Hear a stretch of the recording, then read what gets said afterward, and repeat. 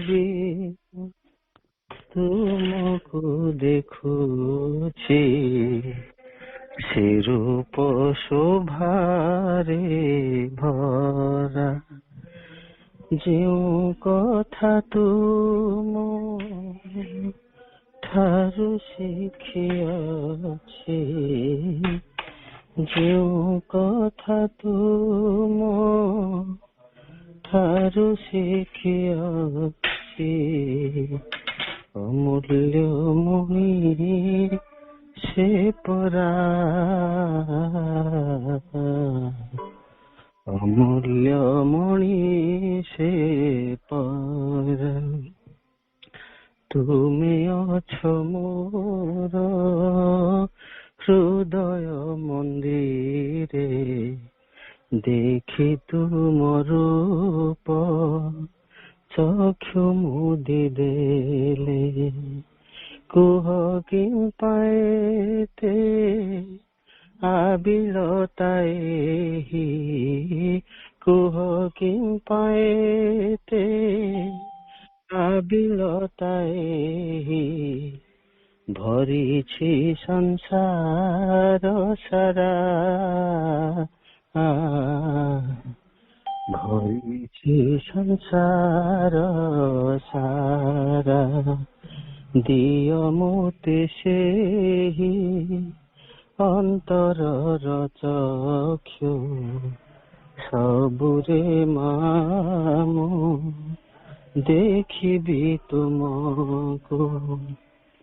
ସାରା ଦୁନିଆରେ ସ୍ଥାନ ନାହିଁ ଜହି, ସାରା ଦୁନିଆରେ ସ୍ଥାନ ନାହିଁ ଜହି, ତୁମେ ରହିଛ ପରା, ତୁମେ ନ ରହିଛ ପରା। ଯେଉଁ ରୂପରେ ବି ତୁମକୁ ଦେଖୁଛି, ସେ ରୂପ ଶୋଭାରେ ଭରା। ଯେଉଁ କଥା ତୁମ ଠାରୁ ଶିଖିଅଛି, ଯେଉଁ କଥା ତୁମ ଠାରୁ ଶିଖିଅଛି, ଅମୂଲ୍ୟ ମଣି ସେ ପରା, ଅମୂଲ୍ୟ ମଣି ସେ ପରା, ଅମୂଲ୍ୟ ମଣି ସେ ପରା। ମା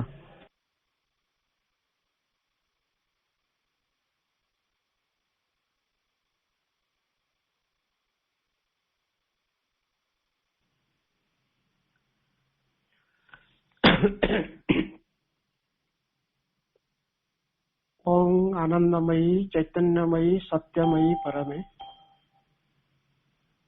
श्री श्री अरविंद उपस्थित समस्त मातृ संतान मानकु मोर प्रणाम और शुभेच्छा। आजिर आलोच्य विषयटी होउची आम जीवन पछपटे लुचि रहिथिबा इतिहास बा रहस्य। एही विषय आमे किछि समय आलोचना करबा को जिबा। एही रहस्य पछपटे जहाँ सब रही, इतिहास पटे जहाँ पछ रही, से सब भगवान कर इच्छा। भागवत रे गोटे कथा अछि, मोर उत्तम गुण मान आनंदे करू थाई गान, बुझांती परस्पर सही मो कथा हरसित होई, शांति की लभंती से जान परमानंदे थाए मन। मु किए, मु कोउटु आसीछि, ए विषय प्रकृत रे मते जणा नाही, किंतु से अज्ञात कथा को आमे बचन आलोचना करबा को जिबा। आम पछपटे लुचि रहितिबा रहस्य आमे समस्ते जानिछे आ सुनिछे। 84 लाख जोनि मध्य देई मनुष्य जन्म लाभ करिछि। यार एक विशद विवरणी मु उपस्थापन करने को जाऊँगी। हिंदू शास्त्र लेखा अछि पृथ्वी पृष्ठ रे 84 लाख प्रकार जीव अछंती। एही जीव माने मुख्यतः 4 प्रकार विभक्त। सेमाने हेले अंडज, स्वेदज, उद्भिज और जरायुज। उद्भिज माने हेले वृक्षलता सब, आउ अंडज हेले पक्षी आदि, आउ मनुष्य पशु हेले जरायुज, आउ कीट सब हेले स्वेदज। तांकर जन्म वृत्तांत कारण को लेकिन ये 4 प्रकार विभक्त करा जायछि। एमती गोटे हिसाब करा जायछि, संसार रे जलजंतु 9 लाख अछंती, स्थावर 20 लाख अछंती, कृमि माने 11 लाख अछंती, पक्षी माने 10 लाख अछंती, पशु माने 30 लाख अछंती, आ मनुष्य माने 4 लाख अछंती। ए प्रकार भेदरे जीव स्वीय कर्म फल रे ए सबु जोनि रे भ्रमण करे। मनुष्य जोनि सबुठारु श्रेष्ठ आ दुर्लभ। बादुड़ी गोटे चढ़ई अच्छी से जरायुज, किंतु ये कहला जे पक्षी होची अंडज, किंतु एठारे व्यतिक्रम अच्छी। बादुड़ी होची जरायुज, से छुआ जन्म करे।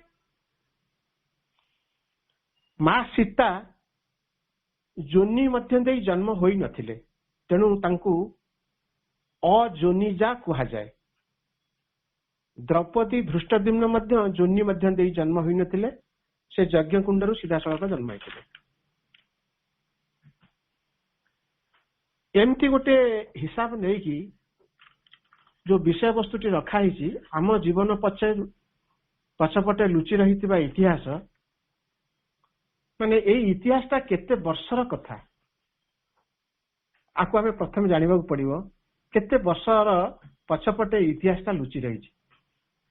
आमे समस्त जानी जे आम पाखरे 4टा युग अछि, सत्य युग, त्रेता युग, द्वापर युग, कली युग। हिसाब करी देखा जाइछि सत्य युग होउछि 17,28,000 वर्ष।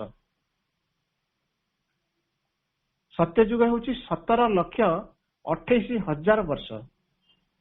त्रेता युग होउछि 12,96,000 वर्ष। द्वापर युग होउछि 8,64,000 वर्ष। कली युग होउछि 4,32,000 वर्ष। ए 4 युगर ए वर्ष को जदि जोग कर दिया जाए ताले मोट हबो 43,20,000 वर्ष। ए 43,20,000 वर्ष को आमे एक चतुर्युग बोली कहिबा। जदि ए 4 युगर समय सीमा को आमे एडिशन करिबा ताहले एते हबो 43,20,000 वर्ष। एई गोटे चतुर्युग होउछि 43,20,000 वर्ष। एमतिका 1000टा चतुर्युग हेले गोटे कल्प हुए। एमतिका 43,20,000 भलिया जदि 1000टा चतुर्युग हुए ताहले गोटे कल्प हुए। 100 कल्प हेउछि ब्रह्मांकर बयस, अर्थात 43,20,000 इंटू 1000 इंटू 100 समान है 43,200 कोटी वर्ष। 43,200 कोटी वर्ष पछरे आमे आम जीवन इतिहास लुचिकी रही। जदि हिसाब करा जाए 1000टा चतुर्युग 14 जन मनु सृष्टिर कार्य लगी। 1000टा चतुर्युग 14 जन मनु सृष्टिर कार्य लगी। वर्तमान 7म मनु सृष्टिर कार्यभार ग्रहण करिसेंती। ମନୁ ହେଉଛନ୍ତି ବ୍ରହ୍ମାଙ୍କର ମାନସ ପୁତ୍ର, ମନୁଷ୍ୟ ଜାତିର ଆଦି ପୁରୁଷ ଗଣ। ଏଇ 7th ମନୁ ଆମର ପୃଥିବୀକୁ ବର୍ତ୍ତମାନ ଶାସନ କରୁଛନ୍ତି। ତାପରେ ଆଉ 7 ଜଣ ମନୁ ଅଛନ୍ତି। ଏହା ହେଲା ଗୋଟେ ଯୁଗ ଚକ୍ରର ହିସାବ। ମୁଁ କନସେପ୍ଟ ଦେବାର କାରଣ, ଯୋଉ ମନୁଷ୍ୟ କଥା ଆମେ ବିଚାର ଆଲୋଚନା କରୁଛେ, ଆମର ଲାଇଫ ପିରିୟଡ ୱିଦିନ 100 ଇୟର୍ସ, କିନ୍ତୁ ଏ ଯେ 43,200 କୋଟି ବର୍ଷର ଯୋଉ ଜୀବନ ଧାରା ଆମ ପୃଥିବୀ ପୃଷ୍ଠରେ ଚାଲିଛି, ତାର ହିସାବ ଆମ ପାଖରେ କିଛି ନାହିଁ। ଆମେ ତା ହିସାବ କିଛି କରିପାରିବାନି, ଜାଣିପାରିବାନି। এই ଅଦୃଶ୍ୟ ତଥ୍ୟକୁ ଆଖି ଆଗରେ ରଖି ଆମେ ଆଜି ବିଚାର ଆଲୋଚନା କରୁଛେ। ଏହି ହିସାବରେ ଆମେ ଜାଣିପାରିବା ଆମର ଜୀବନ ସୀମା କଣ। ଗୋଟେ ନିର୍ଦ୍ଦିଷ୍ଟ ସମୟ ମଧ୍ୟରେ ଜନ୍ମ ମୃତ୍ୟୁ ଲାଭ କରୁଛେ। ଜନ୍ମ ଠାରୁ ମୃତ୍ୟୁର ଦୂରତା ହେଉଛି ଜୀବନ। ଆମେ ଜନ୍ମ ହେଉଛେ, ମୃତ୍ୟୁ ହେଉଛେ, এই ଯୋଉ ଡିଷ୍ଟାନ୍ସଟା ରହୁଛି, ଇଏ ହେଉଛି ଆମର ଜୀବନ। এই ଜୀବନ ଭିତରେ ଆମେ କେତୋଟି ଅବସ୍ଥା ଅତିକ୍ରମ କରୁଛେ।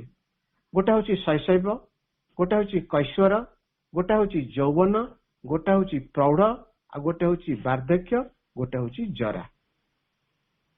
ଶୈଶବଟା ହେଉଛି ଚାଇଲ୍ଡହୁଡ, କୈଶୋରଟା ତାକୁ ମଧ୍ୟ ବାଲ୍ୟ ଅବସ୍ଥା କରାଯାଏ, ଯେ କି ଏଟା ଅପ୍ ଟୁ 15 ଇୟର୍ସ। ଯୌବନ ଅବସ୍ଥାଟା ଆରମ୍ଭ ହୁଏ 16 ବର୍ଷରୁ 30 ବର୍ଷ। ତାପରେ ଆସିବ ପ୍ରୌଢ, ତାପରେ ଆସିବ ବାର୍ଦ୍ଧକ୍ୟ, ତାପରେ ଆସିବ ଜରା। এই ଜୀବନର ଧାରାକୁ ଆଉ ମଧ୍ୟ 4 ଭାଗରେ ବିଭକ୍ତ କରାହଉଛି। ଗୋଟେ ହେଉଛି ବାଲ୍ୟ, ଗୋଟେ ହେଉଛି କୁମାର, ଗୋଟେ ହେଉଛି ଯୁବା ବା ଯୌବନ, ବୃଦ୍ଧ ବା ବାର୍ଦ୍ଧକ୍ୟ। ବାଲ୍ୟ ହେଉଛି ଗୋଟେ ଚାଇଲ୍ଡହୁଡ, କୁମାର ହେଉଛି ବୟହୁଡ, ଯୁବା ଯୌବନ ହେଉଛି ୟୁଥ, ଆଉ ବାର୍ଦ୍ଧକ୍ୟ ବୃଦ୍ଧ ବା ବାର୍ଦ୍ଧକ୍ୟ ଅବସ୍ଥା ହେଉଛି ଓଲ୍ଡ ଏଜ। ଯଦି ଆମ ଜୀବନକୁ ଯଦି ଗ୍ରୁପିଂ କରିବା, କୋଉ ଅବସ୍ଥାରେ ଆମ କେମିତି ଚାଲିବା, ତାହେଲେ ଆକୁ 4ଟି ବିଭାଗ କରାଯିବ।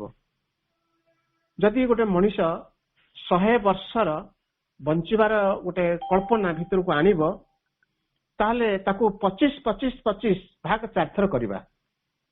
ବ୍ରହ୍ମଚର୍ଯ୍ୟ ହେଉଛି 25 ବର୍ଷ, ଗ୍ରାହସ୍ଥ ହେଉଛି 25 ବର୍ଷ, ବାନପ୍ରସ୍ଥ ହେଉଛି 25 ବର୍ଷ, ଭିକ୍ଷୁ ବା ସନ୍ନ୍ୟାସ ହେଉଛି 25 ବର୍ଷ। এই 25-25-25 4ଟା 25 ହେଉଛି ଟୋଟାଲ 100 ଇୟର୍ସ। ଆମେ ବର୍ତ୍ତମାନ ଯୋଉଠି ବସବାସ କରୁଛେ, ତାକୁ ଆମେ କହିବା ଏଟା ହେଉଛି ବ୍ରହ୍ମାଣ୍ଡ ବା ଆର୍ଥ ବା ୱାର୍ଲଡ। ଆମେ ଯାହା କହିବା, ଆମେ ସମସ୍ତେ ବ୍ରହ୍ମାଣ୍ଡ ଶବ୍ଦଟି ଆମେ ଜାଣିଛେ। ବ୍ରହ୍ମାଙ୍କ ସୃଷ୍ଟି ବିଶ୍ୱ ଗୋଲକକୁ ବ୍ରହ୍ମାଣ୍ଡ କୁହାଯାଏ। ଏ ହେଉଛି ପୌରାଣିକ ତଥ୍ୟ। ବ୍ରହ୍ମାଙ୍କ ସୃଷ୍ଟି ବିଶ୍ୱ ଗୋଲକକୁ ବ୍ରହ୍ମାଣ୍ଡ କୁହାଯାଏ। ମନୁ ସହିତରେ ଲେଖା ଅଛି, ସ୍ୱୟଂ ଭଗବାନ ସୃଷ୍ଟି ରଚନା କରିବାର ଇଚ୍ଛା ପ୍ରକାଶ କରି ପ୍ରଥମେ ଜଳ ସୃଷ୍ଟି କଲେ। ଏହି ଜଳରେ ବୀଜ ବୁଣିଲେ। ଏହି ଜଳରୁ ସ୍ୱର୍ଣ୍ଣାଭ ତେଜମୟ ସୂର୍ଯ୍ୟଙ୍କ ପରି ଏକ ସ୍ୱର୍ଣ୍ଣାଭ ଅଣ୍ଡ ଉତ୍ପନ୍ନ ହେଲା। ସେହି ଅଣ୍ଡ ବା ଗୋଲକରୁ ବ୍ରହ୍ମା ଜନ୍ମ ନେଲେ। ବ୍ରହ୍ମା ଉକ୍ତ ଅଣ୍ଡ ମଧ୍ୟରେ 1 ବର୍ଷ ବାସ କରି ତାକୁ 2 ଫାଳ କରିଦେଲେ। ଊର୍ଦ୍ଧ୍ୱ ଖଣ୍ଡରେ ରହିଲେ ସ୍ୱର୍ଗାଦି ଲୋକ ଏବଂ ଅଧୋ ଖଣ୍ଡରେ ରହିଲେ ପୃଥିବୀ ଆଦି ରଚନା କଲେ। ଏଥିପାଇଁ ବିଶ୍ୱ ଗୋଲକକୁ ବ୍ରହ୍ମାଣ୍ଡ କୁହାଗଲା। ଏଠି କ୍ଲାରିଫିକେସନ ଦିଆଯାଉଛି ଯେ କି ବ୍ରହ୍ମାଣ୍ଡ ବୋଲି କାହାକୁ କୁହାଯାଏ। ତାପରେ ଗୋଟେ କଥା ଆମେ ଜାଣିଛେ, ମେଦିନୀ ବା ପୃଥିବୀ, ଆମେ ଯୋଉଠି ବସବାସ କରୁଛେ ତାକୁ ଆମେ ମେଦିନୀ ବି କହିବା, ପୃଥିବୀ ବି କହିବା। ପୌରାଣିକ ତଥ୍ୟ କହୁଛି, ଆମେ ଯେଉଁଠାରେ ବସବାସ କରୁଛେ ତାକୁ ମେଦିନୀ ବା ପୃଥିବୀ କୁହାଯାଏ। ତେବେ ଏହାର ପଶ୍ଚାତରେ ଏକ ଇତିହାସ ଅଛି। ପୌରାଣିକ ମତରେ, ଅର୍ଥାତ୍ ଚଣ୍ଡୀ ପୁରାଣର ପ୍ରଥମ ଅଧ୍ୟାୟରେ ଦର୍ଶାଯାଇଛି, ବିଷ୍ଣୁଙ୍କର କର୍ଣ୍ଣ ମଳରୁ, ମାନେ ଇୟର ୱାକ୍ସ, ବିଷ୍ଣୁଙ୍କର କର୍ଣ୍ଣ ମଳରୁ 2ଟି ରାକ୍ଷସ ଜନ୍ମ ଲାଭ କଲେ। ସେମାନେ ହେଲେ ମଧୁ ଆଉ କୈଟଭ। ବ୍ରହ୍ମା ଜନ୍ମ ପରେ ଯେ ସୃଷ୍ଟି କରିବାର ପୂର୍ବରୁ ସେ କଣ କଲେ, ଏଇ ବ୍ରହ୍ମାଙ୍କୁ ମାରିଦେବାକୁ ଉଦ୍ୟମ ହେଲେ। उद्यम कले एणु विष्णु एमानकु बद्ध करथिले एवं सेमानकर मेदरु मेद अर्थात तांका मांस पिंडुलारु मेदिनी बा पृथ्वी सृष्टि कले यारी उपरे ब्रह्मा सृष्टि रचना कले। जगतर स्रष्टा होउचंती ब्रह्मा, जगतर पालक होउचंती विष्णु, जगतर संहारक होउचंती शिव। यह मध्य स्वीकृत विष्णुंकर यह तीनोटी प्रकृति बा तीनोटी कर्म मात्र।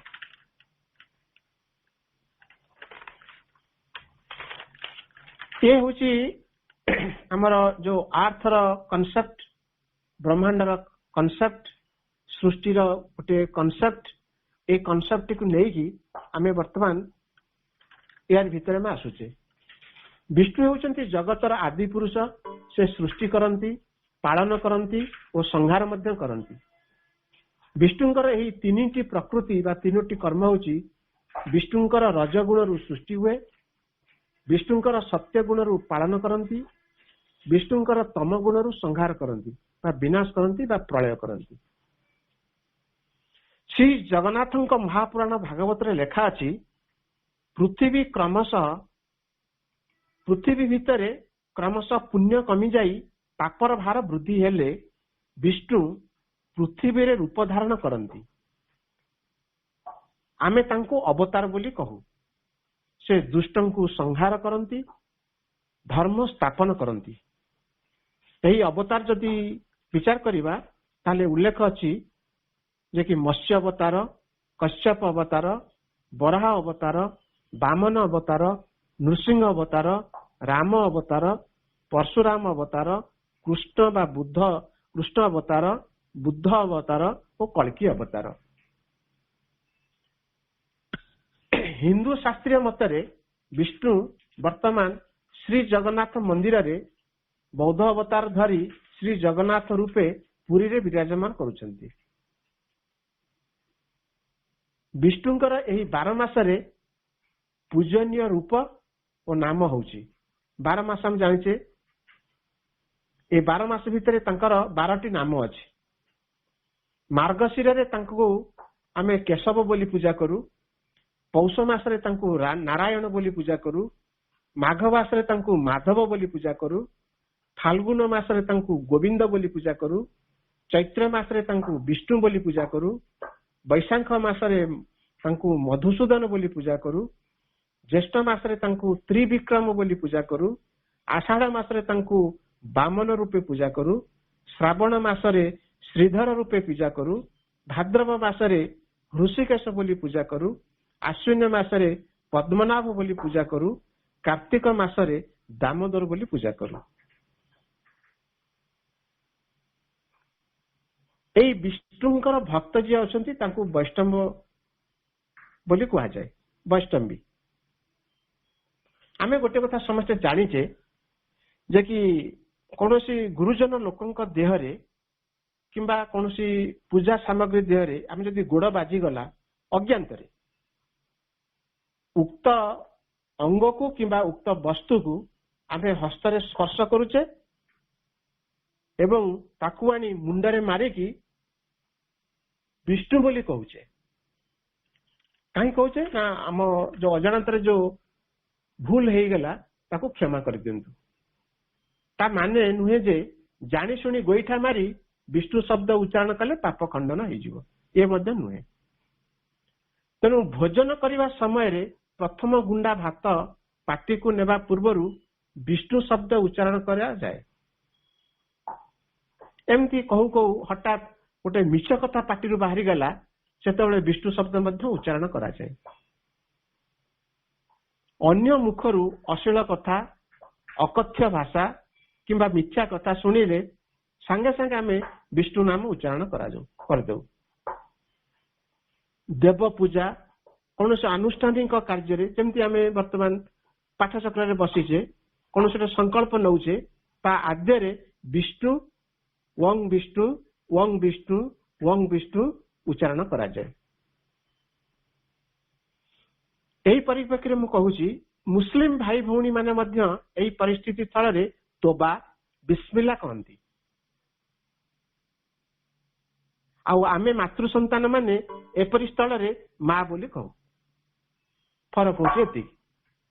ବୈଷ୍ଣବ ଧର୍ମରେ ଯିଏ ରହିଛନ୍ତି, ବୈଷ୍ଣବୀ ବିଷ୍ଣୁଙ୍କୁ ଯିଏ ମାନୁଛନ୍ତି, ସେ ବିଷ୍ଣୁ ବୋଲି ତାଙ୍କ ନାଁ ଧରିକି କରୁଛନ୍ତି। ଆଉ ମୁସଲମାନ ଭାଇ ଭଉଣୀ ମାନେ ତୋବା ବିସ୍ମିଲ୍ଲା କହିଦଉଛନ୍ତି। ଆଉ ଆମେ ମାନେ ଯେ ମାତୃ ସନ୍ତାନ ମାନେ ଅଛେ, ଏଇ ଜାଗାରେ ଆମେ କଣ କରୁଛେ, ମା ବୋଲି କହିକି କରୁଛେ। ବ୍ରହ୍ମା, ହରି ଓ ହର ତିନି ଜଣ ଏକ ନାରାୟଣଙ୍କର ତିନିଟି ରୂପ, ସର୍ଜନାକାରୀ, ପାଳନକାରୀ, ସଂହାରକାରୀ ରୂପ। ସୃଷ୍ଟିର ମୂଳ କାରଣ ଉକ୍ତ ଦେବଙ୍କୁ ଆମେ ହରି କହୁଛେ, ଗଡ ବା ଈଶ୍ୱର କହୁଛେ, ସୁପ୍ରିମ କହୁଛେ, ଲର୍ଡ କହୁଛେ, ପିହୋଭା କହୁଛେ, ଆଲ୍ଲା ବି କହୁଛେ। ତେଣୁ ଭିନ୍ନ ଭିନ୍ନ ଦେଶରେ ତାଙ୍କର ଭିନ୍ନ ଭିନ୍ନ ନାମ ମଧ୍ୟ ରହିଛି। ହରି ହିଁ ସବୁ ଧର୍ମର ମୂଳ ଈଶ୍ୱର, ଅର୍ଥାତ୍ ଆମେ ଯାହାକୁ ସୁପ୍ରିମ ବୋଲି ଶ୍ରୀ ଅରବିନ୍ଦ କହୁଛନ୍ତି, ସେ ହେଉଛନ୍ତି ସବୁର ମୂଳ କେନ୍ଦ୍ର। କାଳକ୍ରମେ ସେ ପୃଥିବୀରେ ଅବତାର ଗ୍ରହଣ କରନ୍ତି କିମ୍ବା ଦୂତ ପଠାଇ ଧର୍ମ ସ୍ଥାପନା କରନ୍ତି। এই ଦୂତ ପଠାଇବା କାର୍ଯ୍ୟଟାକୁ ଆମେ ଯାହା କହୁଛେ ଯେ କି ଅବତାର। ଆଉ ଗୋଟେ ମୁଁ କଥା ଏଥିରେ ଆଲୋଚନା କରିବାକୁ ମିଶାଉଛି, ଏ ସଂସାରରେ ଯେ ଯେପରି କର୍ମ କରେ ସେ ସେହିପରି ଫଳ ପାଏ। ନିଜ କର୍ମ ଫଳ ନିଜକୁ ହିଁ ଭୋଗ କରିବାକୁ ପଡେ। ଯଦି ଏ ସଂସାରରେ ଯେ ଯେପରି କର୍ମ କରେ ସେ ସେହିପରି ଫଳ ପାଏ, ନିଜ କର୍ମ ଫଳ ନିଜକୁ ହିଁ ଭୋଗ କରିବାକୁ ପଡେ। ତାହେଲେ ଏ ଯୋଉ କର୍ମର ଫଳକୁ ଆମେ ହିସାବ କଲେ, ଗୋଟେ ହଉଛି ପ୍ରାରବ୍ଧ କର୍ମ, ଆଉ ଗୋଟେ ହଉଛି କ୍ରିୟମାଣ କର୍ମ, ଆଉ ଗୋଟେ ହଉଛି ସଞ୍ଚିତ କର୍ମ।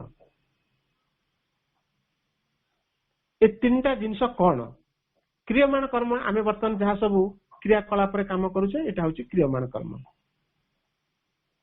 ଆଉ ବହୁତ ସମୟରେ ଆଲୋଚନା ଭିତରେ ଆଣୁ, ସେ ଲୋକଟା ବହୁତ କଷ୍ଟ ପାଉଛି, ସେ ବହୁତ ଲୋକ ଦୁଃଖ ପାଉଛି, ଆଉ ତାକୁ ଯଦି ପଚରା ଯାଏ ଯେ ଭାଇ କଣ ହଉଛି, ନା ଏମିତି ଏମିତି କଷ୍ଟ ହଉଛି, ସାଙ୍ଗେ ସାଙ୍ଗେ କେହି କହିଦିଅନ୍ତି ତାଙ୍କର ପ୍ରାରବ୍ଧ କର୍ମ ଭୋଗ କରୁଛନ୍ତି।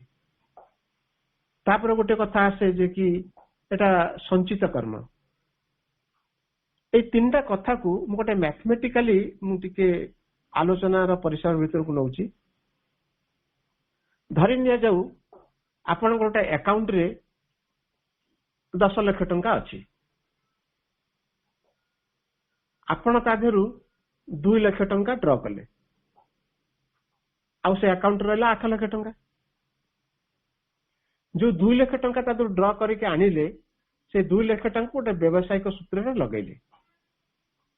ସେଇ 2 ଲକ୍ଷ ଟଙ୍କା ତ ହୁଏତ ଡୁବି ଯାଇପାରେ, କିମ୍ବା 2 ଲକ୍ଷ ଟଙ୍କା ହେଇପାରେ, କିମ୍ବା ପ୍ରଫିଟ କରିକି 2 ଲକ୍ଷଟା 4 ଲକ୍ଷ ମଧ୍ୟ ହେଇଯାଏ। ଯଦି 2 ଲକ୍ଷଟା 3 ଲକ୍ଷ ହେଲା କି 4 ଲକ୍ଷ ହେଲା, ତାହେଲେ ଆପଣଙ୍କର ଯୋଉ 2 ଲକ୍ଷ ପ୍ଲସ 2 ଲକ୍ଷ ହେଲା 4 ଲକ୍ଷ, 2 ଲକ୍ଷଟା ହେଲା ସଞ୍ଚିତ କର୍ମ।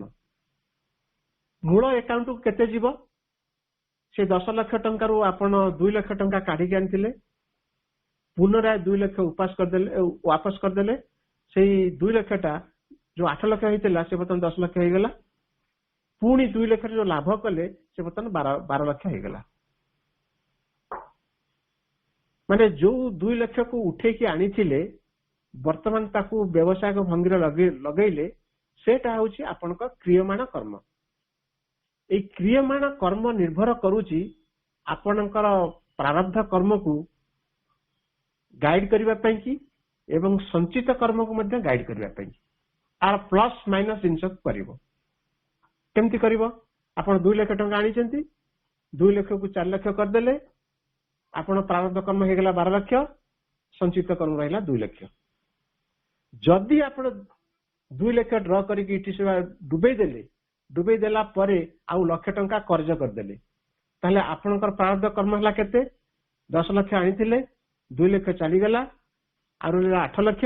ବର୍ତ୍ତମାନ କର୍ଜ ଦାମ କରିକି ଆପଣ ଜୀବନ ସରିଗଲା, से प्रारब्ध कर्म बर्तमान 7 लक्ष पहुंचीगला। तेणु या विचार करंतु प्रारब्ध कर्म कौन, क्रियमाण कर्म कौन, आउ संचित कर्म कौन। आमे माश्रीबिंद धारा अच्छे, तेणु आम भितर गोटे बहुत बड़ स्वप्न अच्छी। से स्वप्न हूँ जे कि आमर जीवन गोटे अमरत्व लाभ करिवो। ए अमरत्व लाभ करिवार परिप्रेक्षी रे प्रथम दायित्व हूँ जीवन टाकू केमती आमे सत्यायी रूपे कन्वर्ट करिवा। 100 वर्ष बंचिबा पाइंगी आमे जदि आर विज्ञानटी पाइबा तापरे अमरत्व लाभर बाटा आस्ते खोलीजिव। माँ श्री अरविंद जो तथ्य आम पाखे उपस्थापन करिसेंती सावित्री महाकाव्य हूँ अन्य पुस्तक माँ श्री अरविंद जहाँ सब आमको सूचना देइछंती तार बिफोर कन्सेप्ट मु आपनको कहूँ कौन सत्य पाई उपाय कौन अच्छे। जे कि कुकुर गोटे मिनिट रे 50 थर श्वास ग्रहण करे, से तार आयुष सीमा हूँ 14 वर्ष। मात्र गोटे कईंच 1 मिनिट रे 5 थर श्वास ग्रहण करे, तेणु तार आयुष हूँ 400 वर्ष।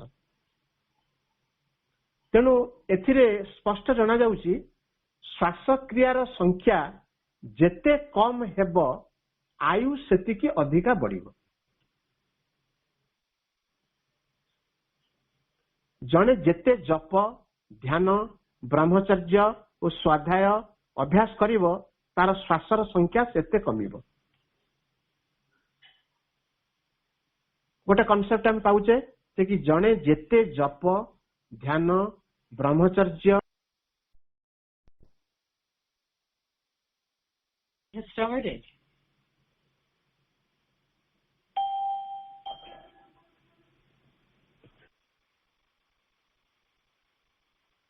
Themselves.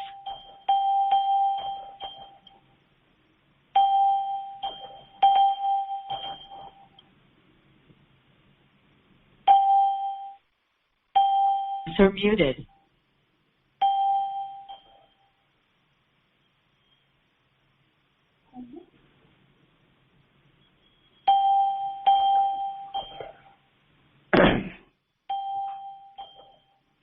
तेणु आमे जो कॉन्सेप्ट बर्तमान पाइले जदि श्वासक्रियार संख्या जेते कम हेबो आयु सेतिकी अधिका बढ़िबो।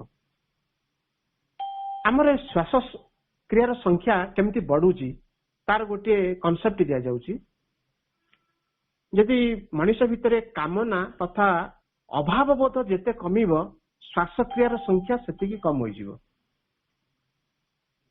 आ गोटे कॉन्सेप्ट अछि श्वासक्रिया संख्या कमिबार अर्थ धारण शक्तिर वृद्धि।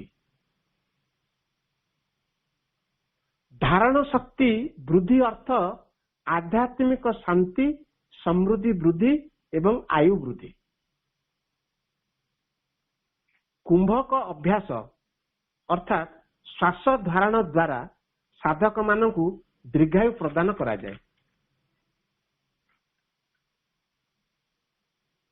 तेणु यही कॉन्सेप्ट को लेगी आमको कौन करिया पड़िबो। आदरे मु 5टी कथा कहबी, से 5टी कथा को आपण आम सब ध्यान देकी विचार विमर्श करिबा। जी राति रे सोइबा बेले बाम कड़ मारी शयन करे। आम राति रे सोइला बेले बाँ कड़ मारी सोइबा। दिन को 2 थर दिन 12टा एवं संध्या पूर्व भोजन करिबा। 6 थर मलमूत्र त्याग करिबा।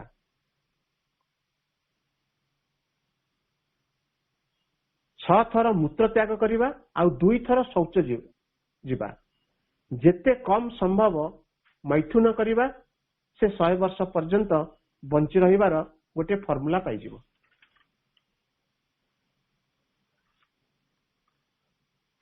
तेणु यही सबू जदि कथार आमे विचार करिबा तारे 100 ବର୍ଷ ପରେ ଯଦି ଆମେ ଜୀବର ମରଣ ହୁଏ, ଏଇ ଜୀବର ମରଣ ପରେ ସେ କୁଆଡକୁ ଯାଏ, ପୁଣି କେମିତି ଜନ୍ମ ହୁଏ? କାହିଁକିନା ଆମର ବିଷୟବସ୍ତୁଟି ରହୁଛି ଯେ କି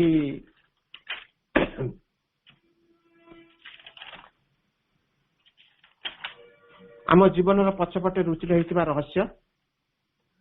ତେଣୁ ଜୀବର ଜନ୍ମ ମରଣର ମାର୍ଗ କଣ, ସେଇ ବିଷୟରେ ଟିକେ ଆମେ ବିଚାର କରିବା।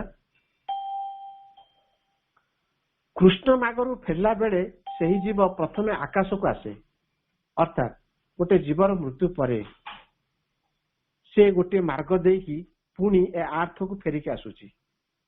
ଫେରିକି ଆସିଲା ବେଳେ ସେ ଆକାଶ ମାର୍ଗ ଦେଇକି ଆସୁଛି।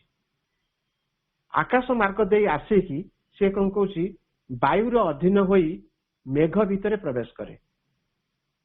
ସେ ଯୋଉ ଜୀବାତ୍ମାଟା ସେ କଣ ଆସେ, ପ୍ରଥମେ ଆକାଶ ଦେଇକି ଆସେ, ଆକାଶ ଦେଇକି ଆଇ ତାପରେ ବାୟୁର ଅଧୀନ ହୋଇ ମେଘ ଭିତରେ ପଶେ, ମେଘ ଭିତରୁ ବର୍ଷା ଦ୍ୱାରା ଭୂମଣ୍ଡଳରେ ଆସି ପଶେ, ଭୂମଣ୍ଡଳରୁ ପଶି ସାରିଲା ପରେ ସେ ଅନ୍ନ ଭିତରେ ଦେଇକି ପ୍ରବେଶ କରେ। ଅନ୍ନ ଅର୍ଥ ହେଉଛି ଆମ ଯୋଉ ଖାଦ୍ୟ ଦ୍ରବ୍ୟ ଆମ ଭିତରେ ପ୍ରବେଶ କରେ। ପୁଣି ଅନ୍ନ ଦ୍ୱାରା କର୍ମାନୁସାରେ ତାକୁ ଯେଉଁ ଯୋନି ମିଳିବାର ଥାଏ ସେହି ଯୋନିର ପୁରୁଷ ଠାରେ ପ୍ରବେଶ କରେ। ପୁରୁଷ ଠାରୁ ସ୍ତ୍ରୀ ଦେହକୁ ଯାଇ ଶରୀର ଧାରଣ କରି ଜନ୍ମ ନିଏ। ଏଇ କଥାଟା ଗୀତାରେ ଅଛି, 8ମ ଅଧ୍ୟାୟ 25 ନମ୍ବର ଶ୍ଲୋକରେ। ତେଣୁ ପ୍ରଥମେ ସେ ଆସୁଛି ଆକାଶ ମାର୍ଗରେ ଆସୁଛି, ତାପରେ ଆସିକି କାହା ଦେହରେ ମିଶୁଛି ନା ମେଘ ଭିତରେ ମିଶୁଛି, ମେଘ ଭିତରେ ମିଶିକି ବର୍ଷା ରୂପରେ ଭୂମଣ୍ଡଳରେ ଆସି ପଡୁଛି, ଭୂମଣ୍ଡଳ ପରି ଅନ୍ନ ଭିତରକୁ ଯାଉଛି, ପୁଣି ଅନ୍ନ ଦ୍ୱାରା କର୍ମାନୁସାରେ ତାକୁ ଯେଉଁ ଯୋନି ମିଳିବାର ଥାଏ ସେଇ ଯୋନିର ପୁରୁଷ ଠାରେ ପ୍ରବେଶ କରେ, ପୁରୁଷ ଠାରୁ ସ୍ତ୍ରୀ ଦେହକୁ ଯାଇ ଶରୀର ଧାରଣ କରି ଜନ୍ମ ନିଏ।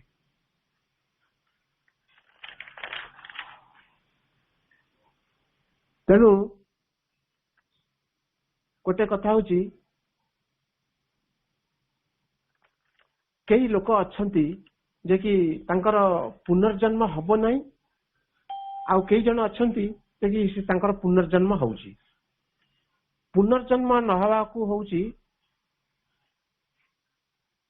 ଯେ କି ଅନାବୃତ୍ତି ମାର୍ଗ, ଆଉ ପୁଣି ଜନ୍ମ ହେବାର ଯୋଉ ମାର୍ଗଟା ଅଛି ସେ ହଉଛି ଆବୃତ୍ତି ମାର୍ଗ। ଏଇ ଅନାବୃତ୍ତି ମାର୍ଗ ଆଉ ଆବୃତ୍ତି ମାର୍ଗ ଇଏ ମଧ୍ୟ ଯେ କି ଗୀତାରେ ଭଲ ଭାବରେ ବର୍ଣ୍ଣନା କରାଯାଇଛି। ସାଂସାରିକ ପଦାର୍ଥରୁ ଓ ଭୋଗରୁ ବିମୁଖ। ଅନାବୃତ୍ତି ମାର୍ଗ ହଉଛି ସଂସାରରେ ଯେତେ ପ୍ରକାର ପଦାର୍ଥ ଅଛି ଭୋଗରୁ ଆମେ ବିମୁଖ ହେଇଯିବା। ଜ୍ଞାନ ଓ ବିବେକ ଅନୁବୃତ, ଅର୍ଥାତ୍ କୌଣସି ଆବରଣ ନଥିବ, ଜାଗ୍ରତ ଅବସ୍ଥାରେ ରହୁଥିବ, ପରମାତ୍ମାଙ୍କ ସହ ସମ୍ମୁଖୀନ ହୋଇପାରୁଥିବ ବା ସଂଯୁକ୍ତ ହୋଇଯାଉଥିବ। ନିଷ୍କାମ ଭାବ ଥିବାରୁ ସେମାନଙ୍କ ମାର୍ଗରେ ଆଲୋକ ରହେ, ଅର୍ଥାତ୍ ବିବେକର ମୁଖ୍ୟତଃ ରହେ। ଯେଉଁମାନେ ଅନାବୃତ୍ତି ମାର୍ଗରେ ଯାଆନ୍ତି ସେଠାରୁ ଆଉ ଲେଉଟି ଯିବାକୁ ତାଙ୍କୁ ପଡିବନି। କିନ୍ତୁ ଆବୃତ୍ତି ମାର୍ଗ ହେଲା ସାଂସାରିକ ପଦାର୍ଥରେ ଭୋଗରେ ଆସକ୍ତି, କାମନା ଓ ମମତା ରଖିଥିବା ବ୍ୟକ୍ତି। ଏଇ ସଂସାର ଭିତରେ ବହୁତ ଜିନିଷ ପତ୍ର ଅଛି, ଜମିବାଡି ଅଛି, ଆଉ ତାର ବହୁତ କାମନା ବାସନା ରଖିଛି, ସମସ୍ତଙ୍କ ପ୍ରତି ତାର ଗୋଟେ ମମତା ଅଛି, ଏଟା ସବୁ ଥିବ, ଏଟା ହଉଛି ଆବୃତ୍ତି ମାର୍ଗ। ତାହେଲେ ତାକୁ ପୁଣି ସଂସାରକୁ ଫେରିବାକୁ ପଡିବ। ନିଜ ସ୍ୱରୂପରୁ ତଥା ପରମାତ୍ମାଙ୍କ ଠାରୁ ବିମୁଖ ହୋଇଯାଇଛନ୍ତି। ତାଙ୍କର ପରମାତ୍ମାଙ୍କ ଭଗବାନଙ୍କୁ ଡାକନ୍ତି, କିନ୍ତୁ ସବୁବେଳେ ମାନେ ଡାକି ପାରନ୍ତି ନାହିଁ। ତାଙ୍କର ବେଶୀ ଆକର୍ଷଣ ଥାଏ କୋଉଠି, କାମନା ଓ ମମତା ଉପରେ, ଅନ୍ୟ ଉପରେ ଯୋଉ ଭଲ ପାଇବା, ସ୍ୱାମୀ ସ୍ତ୍ରୀ, ବାପ ମା, ଭାଇ ଭଉଣୀ, ଆଙ୍କ ଯୋଉ ସାଂସାରିକ ବସ୍ତୁ, ସାଂସାରିକ ସମ୍ପର୍କରେ ଯୋଉ ମମତା ଥିବା, ତା ଦେହରେ ସେମାନେ ବ୍ୟତିବ୍ୟସ୍ତ ହେଇକି ରହନ୍ତି। ଆଉ ଟିକେ ଫୁର୍ସତ ପାଇଲେ ଭଗବାନ ଆଡକୁ ଟିକେ ତାଙ୍କ ନାଁ ଧରି ଦିଅନ୍ତି, ପୂଜା ପାଠ ଟିକେ କରିଦିଅନ୍ତି। ଏଟା ହଉଛି ସବୁ ଆବୃତ୍ତି ମାର୍ଗ। ସେମାନଙ୍କ ଜ୍ଞାନ ବିବେକ ଆବୃତ୍ତି ବା ଆବରଣ ହୋଇଯାଇଥିବ। ସକାମ ଭାବରୁ ସେମାନଙ୍କ ମାର୍ଗରେ ଅନ୍ଧକାର ରହେ, ଅର୍ଥାତ୍ ଅବିବେକର ମୁଖ୍ୟତଃ କାରଣ ରହେ। ଆବୃତ୍ତି ମାର୍ଗରେ ଯାଉଥିବା ବ୍ୟକ୍ତି ପୁଣି ଜନ୍ମ ମରଣ ଚକ୍ରରେ ଫେରି ଆସିବାକୁ ପଡେ। ପରମାତ୍ମାଙ୍କ ଉଦ୍ଦେଶ୍ୟ ଥିବ, କିନ୍ତୁ ଭିତରେ ଆଂଶିକ ବାସନା ରହିଥିବାରୁ ଅନ୍ତକାଳରେ ବିଚଳିତ ସେ ହୋଇ ଉଠିବେ। ଯେହେତୁ ତାର ମୃତ୍ୟୁ ଆସିଯାଉଛି ସେଇ ସମୟଟାରେ, ଯେହେତୁ ତାର ଏଇ ପାରିବାରିକ ପାର୍ଥିବ ବିଷୟ କାମନା ବାସନା ତା ଦେହରେ ରହିଛି, ମରଣ କାଳରେ ତା ମନଟା ସବୁବେଳେ ବିଚଳିତ ହୋଇ ଉଠିବ। ସେମାନେ ପୁଣ୍ୟକାରୀଙ୍କ ଲୋକଙ୍କୁ ଭୋଗ ଭୂମିକୁ ପ୍ରାପ୍ତ ହୋଇ ପୁଣି ସେଠାରୁ ଲେଉଟି ଆସନ୍ତି। ଆର ଅର୍ଥ ହଉଛି ସେ ତାର କର୍ମବହୁଳ ଜୀବନରେ କିଛି ପୁଣ୍ୟ କରିଛି, ତାକୁ କିଛି ଭୋଗ କରିବାର ଅଛି, ତେଣୁ ସେ ଭୋଗ ଭୂମିକୁ ଯିବ। ଭୋଗ ଭୂମିକୁ ଯାଇକି ସେଠାରେ ଭୋଗ କରିସାରିଲା ପରେ ପୁଣି ଏ ପୃଥ୍ୱୀ ପୃଷ୍ଠକୁ ସେ ଫେରିଆସିବ।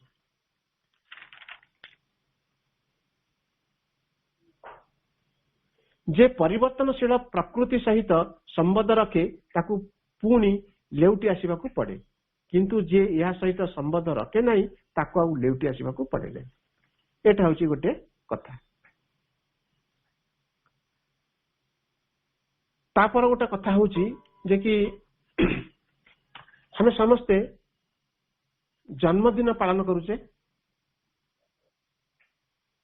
ଏଇ ଜନ୍ମଦିନ ପାଳନ କରିବା ଆଉ ପାଠଚକ୍ରର ବାର୍ଷିକ ଉତ୍ସବ କରିବା, ଆ ପଛପଟେ ସବୁ କଣ ସବୁ ରହସ୍ୟ ଅଛି ସେ ବିଷୟରେ ଟିକେ ସାମାନ୍ୟ ଆଲୋଚନା କରିବା। ଆମେ ସମସ୍ତେ ଜାଣିଛେ ଆମ ଭିତରେ ମନ ପ୍ରାଣ ଶରୀର ଅଛି ଏବଂ ଚୈତ୍ୟ ସତ୍ତାଟି ଅଛି।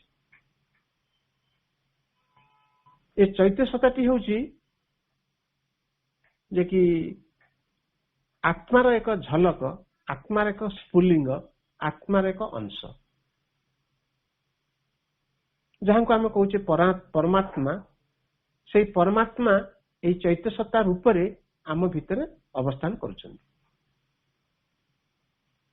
ଏଇ ଚୈତ୍ୟ ସତ୍ତା ମନ ପ୍ରାଣ ଶରୀରକୁ ସେ ଟୋଟାଲି ଗାଇଡ କରିବା କଥା, କିନ୍ତୁ ଗାଇଡ କରିପାରୁନାହାନ୍ତି। କାହିଁକି ନା ଆମ ମନ ଭିତରେ, ଆମ ପ୍ରାଣ ଭିତରେ, ଆମ ଶରୀର ଭିତରେ ଅନେକ କାମନା ବାସନା ଲୁଚି ଛପି ତାକୁ ବିଭ୍ରାନ୍ତି କରୁଛନ୍ତି। ଚୈତ୍ୟ ସତ୍ତା କଥା କେହି ବୋଲ ମାନୁନାହାନ୍ତି। ତେଣୁ ଜନ୍ମଦିନରେ ସୁପ୍ରିମଙ୍କ ସହିତ ଚୈତ୍ୟ ସତ୍ତାଙ୍କର ଗୋଟେ କନଭରସେସନ ହୁଏ। ସେ କନଭରସେସନଟା ହଉଛି କଣ, ଯେ କି ଏ ବ୍ୟକ୍ତିଙ୍କ ଭିତରେ ଯେ ଜନ୍ମ ଲାଭ କରିଛି ଯୋଉ ସତ୍ତାଟି, ତାଙ୍କର ମନର ପ୍ରୋଗ୍ରେସ, ପ୍ରାଣର ପ୍ରୋଗ୍ରେସ, ଶାରୀରିକ ପ୍ରୋଗ୍ରେସ, ତାର ରିପୋର୍ଟଟା ଚୈତ୍ୟ ସତ୍ତା ସୁପ୍ରିମକୁ ଦିଅନ୍ତି। ସେ ଯଦି ଆଡଭାନ୍ସ ରିମାର୍କ ଦେବେ, ତେଣୁ ସୁପ୍ରିମ ଗୋଟିଏ ବର୍ଷ ଆଉ ତାକୁ ଗ୍ରାଣ୍ଟ କରନ୍ତି। ଠିକ ଅଛି, ଏ ବର୍ଷ ତା କିଛି ହେଇପାରିଲା ନାହିଁ, ତାହେଲେ ଆର ବର୍ଷକୁ ତାକୁ ଗୋଟେ ସ୍କୋପ ଦିଅ, ଆଉ ତାର କିଛି ଇମ୍ପ୍ରୁଭମେଣ୍ଟ ହଉ।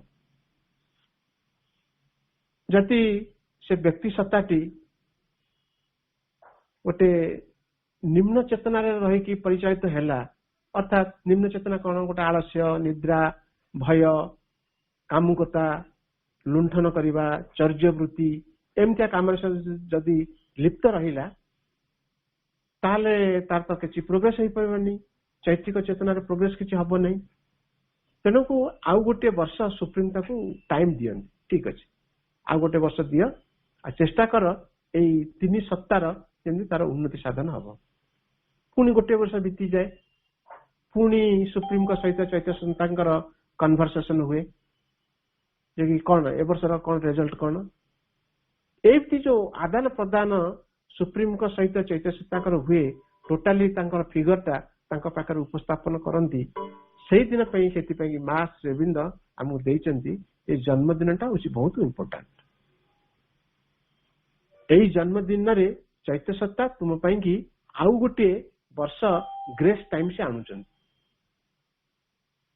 ତେଣୁ ଆମେ କେତେ କନସିୟସଲି ସେଇ ଦିନଟାକୁ ମାନେ ଆମେ ତାକୁ ଦୃଷ୍ଟି ଭିତରେ ରଖିବା, ଆମ ଚିନ୍ତା ଚେତନା ଭିତରେ ରଖିବା, ସେଇ ଦିନ ହଉଛି ଦାୟିତ୍ୱ। କିନ୍ତୁ ଆମେ ବର୍ତ୍ତମାନ କଣ କରୁଛେ, ଜନ୍ମଦିନ ହଉଛି ମାଛ, ମାଂସ, ମଦ ଖାଇ पार्टी अटेंड करी लंग ट्रिप रे जाई एटा होउची हम जन्मदिन पालन किंतु जन्मदिन पालन प्रकृत कौन होउची ना जे सुप्रीम को सहित चैत्य सतार कन्वर्सेशन से हमको हाथ जोड़ी गोटे वर्ष ग्रेस आनिबे चलेबा पई तेणु आमर जीवन धारा को भाव में चली सेटा हम जानिबा कथा आ गोटे मु कथा कहबा को चाहूची जे कि सेटा होउची जे कि आमर जो पाठचक्र सम्मेलन करूचे तार जो वार्षिक उत्सव हम पालन करूचे से वार्षिक उत्सव पछ पटे आमर कौन रहस्य लुचि रही से दिवसटी वार्षिक उत्सव जो दिन हम पालन करूचे से दिन आमर रहस्य होची से दिनटे होची जे कि वार्षिक उत्सव आम प्रेरणा दिवस नूतन आशार दिवस नूतन सूर्य उदयर दिवस नूतन भरसार दिवस नूतन प्रयासर दिवस नूतन प्रेरणार दिवस समर्पित भावर दिवस प्रार्थनार दिवस निर्भरतार दिवस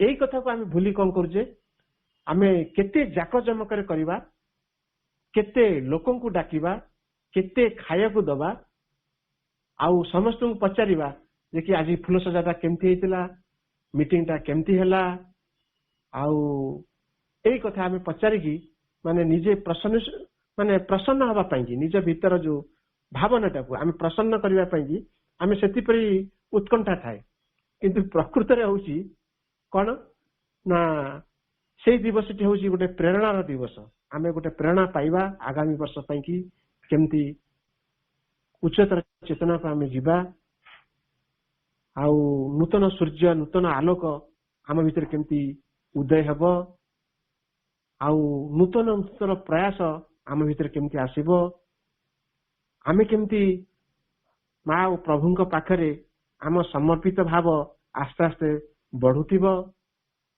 आमे तांको धीरे धीरे बहुत किछि प्रार्थना करि पारुथिबा आमे तांको ऊपर समर्पित भाव आसुथिबो एवं तांको ऊपर निर्भरता भाव आसुथिबो एई दिन ठारू माने विगत दिन रे आमे जहा भूल करथिले एबे कोन करबा एटा सजाडिबा एवं आउ भलो जिंस को हम भितरे जागृत करैबा एटा होची मूल विज्ञान कथा तेणु इटी आमे जानुचे जे कि जन्मदिन टाकू आमे किभଳି भाबे पालन करिबा जन्मदिन रो गोटे इंपोर्टेंस कोन अछि आउ ये विषय रे जे कि पाठचक्र वार्षिक उत्सव पालन करिवार हमर कोन विषय अछि से विषय रे टिके आलोचना कले तापरे आ गोटे छोट गपटे कहिकी मो वक्तव्यटी सारिबी ताटा हला न्यूयॉर्क शहर रे थरे स्वामी विवेकानंद उनको जड़े पत्रकार आसी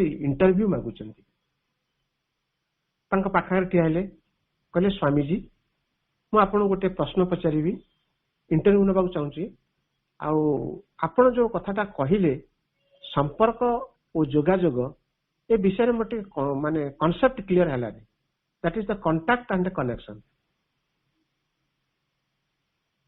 से ताको पचारले जे कि तुमे न्यूयॉर्क शहर रे बास करूछ ना कहले हां हम न्यूयॉर्क शहर रहूछी ना आपन सब घरे की अछंती ना बापा अछंती मां स्वर्गारोहण कर दैछंती मोर तीनोटी भाई अछंती आउ गोटे भौणी अछि से विवाह जायछि तांको से प्रश्न कले जे कि लास्ट आपनकर बापांक सह केबे देखाइतिला ना गोटे मास तले ना मु तांकर कांटेक्ट रे सबले अछि अच्छा ठीक अछि भाई भौणी आ बापांक सह आपण केबे मिलित होइतले ना आमे गोटे न्यू इयर्स डे रे आमे समस्त मिलित होउ ताने वर्ष को थरे अच्छा आपण तांका सहित केते दिन अतिबाहित करंदी हां गोटे दिन तांका सहित रही अतिबाहित करू अच्छा बापांक पाखरे बसी आपण केबे खाइचंदी सांग हेकी खाइचंदी ना सेमती केबे हेनी कहले तो मु ततक्र भाबुचंती मु तो इंटरव्यू नबाको आसीची सी कोन मते एते प्रश्न पचारचंती सेटे व्यक्ति भाव पोषण कले कहले आपण केबे बापाଙ୍କ संगे बसी खाइला बेले केबे पचारचंती आपनको माने मा गला परे आपण केउ अवस्था रे अछंती केमती जीवन धारण करचंती केमती चलुचंती ए विषय केबे कथा हिचंती आपण केबे भौणी की पचारचंती जे कि तू केमती अछु तोर केमती अवस्था अछि भलो अछु ना मंद अछु के पचारचंती भाई मानकू आपण केबे पचारचंती से को अवस्था रे चलुचंती को अवस्था रहिचंती केबे पचारचंती सेते बेलकू से पत्रकार आखिरु धार धार लुह बोइले से तांको सेही कथाटी कहले कांटेक्ट आ कनेक्शन भितर ए होची फरक आमे टेलीफोन रे कथा हबा एटा होची कांटेक्ट आ तांको सह मिसिबा तांको सह खाइबा तांको सह समय अतिबाहित करिबा तांको कांधरे हाथ पकेइबा तांको सह मिलिबा एटा होची कनेक्शन व्हाट्सएप ग्रुप रे फेसबुक रे आमर हजार हजार शह शह आम कंटाक्टर अछंती प्रत्येक दिन सकाळ उठिले गुड मॉर्निंग रात्रि सोइला बेले गुड नाइट ना आम तांको चिन्हिचे ना तांको हम जानिचे ना तांको देखिचे ना तांको विषय जानिचे एटा सब होची कंटाक्ट कनेक्शन केमती ना तांको सह मिसिबा तांको सह खाइबा तांको सुखरे सुखी हबा तांको दुखरे दुखी हबा ये सब होची माने एटा होची कनेक्शन एक्चुअली आम भितरे कनेक्शन बहुत कम अछि किंतु कांटेक्टटा जोरदार अछि तेनु एबे ठारू आमे चेष्टा करिबा जे कि आमे केमती समस्त सहित कनेक्ट हबा कनेक्शन रहिबा आउ कांटेक्टरू टिके पछको हटि जिबा विषय वस्तुटा थिला जे कि अति गुरुत्वपूर्ण विषय सीमित समय भितर आलोचना करिवाटा बहुत कष्ट साध्य आम जीवन पछपटे रुचि रहितिबा अनेक इतिहास अछि एई जीवन पछपटे इतिहास रहितिबार प्रथम जिनसटी जे कि आमर संसार जीव जगत प्राणी जगत उभय जगत विषय आलोचना कले जुग चक्र विषय किसी आलोचना कले आम जीवनर अवस्था विषय किसी आलोचना कले बाल्य कुमार युवा यौवन वृद्धा कथा कहले शैशव कैशोर यौवन प्रौढ़ बार्धक्य जरा कथा आलोचना कले आमर जीवन विषय मध्य ब्रह्मचर्य गृहस्थ जीवन वानप्रस्थ भिक्षुक जीवन विषय आलोचना कले पृथ्वी विषय किसी आलोचना कले ब्रह्मांड विषय किसी आलोचना कले यार भीतर सबू कौन कौन सब जिनस लुचि रही आ परवर्ती कार्यक्रम रे हम सब आलोचना करिबा आमर जीवर गति केपे होउची पुणी जीव पुणी केमती आर्थ केमती फेरुची ए विषय मध्य किसी आलोचना कले आ परे शेष कथाटी को कहि दउची जे कि मांकर कथाटी कहि कि ए पाठचक्र को आज सारिबा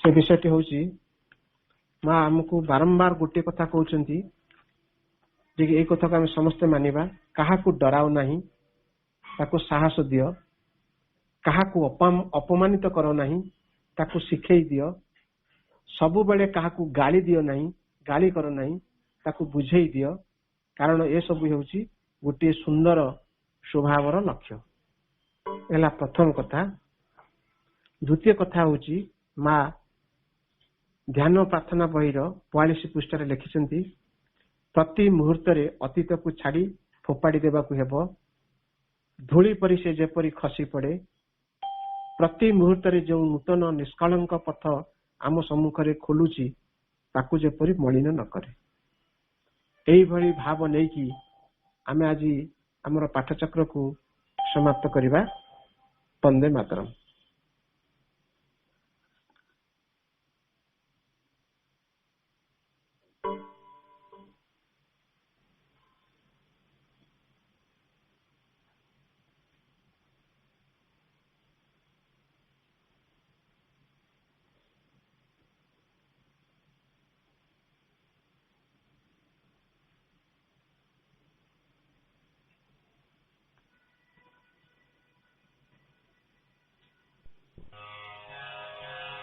ମୁଁ